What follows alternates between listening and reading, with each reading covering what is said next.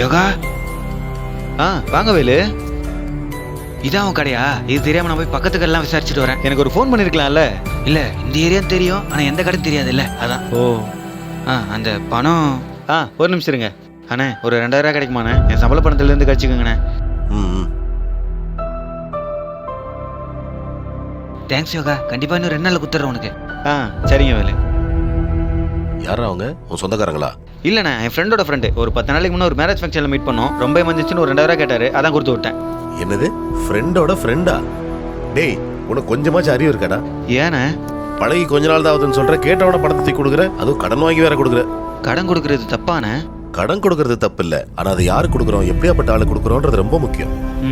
இன்னும் இந்த மெச்சூரிட்டி கூட இல்லாம இருக்கேடா. நாளைக்கே உன் நம்பரை பிளாக் பண்ணா என்ன பண்ணுவேன்? இப்ப என்னென்ன பண்றது? நல்ல பணம் வருதான்னு பாரு. அப்படி இல்லைன்னா உன் ஃப்ரெண்டோட ஃப்ரெண்டு தானே சொன்னேன், அவனுக்கு ஃபோன் பண்ணி பாரு. இல்லைன்னா பாத்துக்கலாம், விடு. இனிமேல் இந்த மாதிரி தப்பு பண்ணாத.